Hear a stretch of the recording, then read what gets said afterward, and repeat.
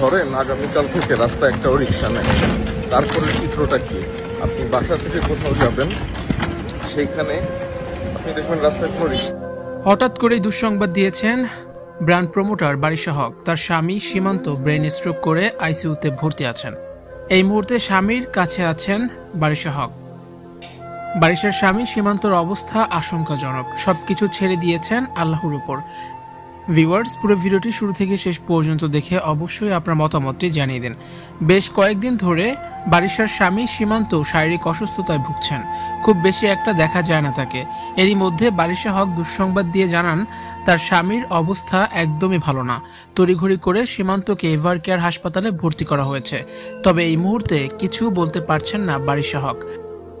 নিজের সামাজিক যোগাযোগ মাধ্যমে বারিশা হক বলেন, আমার স্বামী সীমান্ত আইসিইউতে ভর্তি আছেন। এভার কেয়ার হাসপাতালে তাকে নিয়ে যাওয়া হয়েছে। সবকিছু আল্লাহর উপরে। আপনারা সবাই বেশি বেশি করে আমার স্বামীর জন্য দোয়া করেন।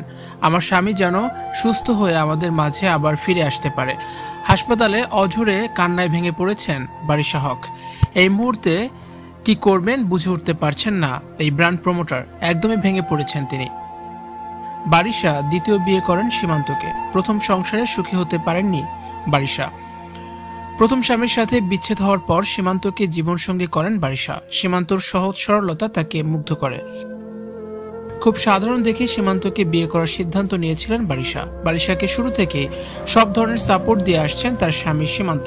তাই তো বারিশার কান্না এখন থামছেই না। বারিশা সীমান্তর বিয়ে হয় 5 বছর আগে। তাদের সংসারে একটি কন্যা সন্তান আছে, নাম এইজেল। হাসপাতালে চিৎকার করে কান্না করছেন বারিশা হক। অবস্থা একটু ভালো হলেই সীমান্তকে নিয়ে যাবেন বিদেশে চিকিৎসার জন্য। ভিউয়ার্স, বিষয়টি নিয়ে আপনাদের কি মতামত জানে অবশ্যই কমেন্টস করে দিন, আর ভিডিওটি বেশি বেশি করে শেয়ার করার অনুরোধ রইল।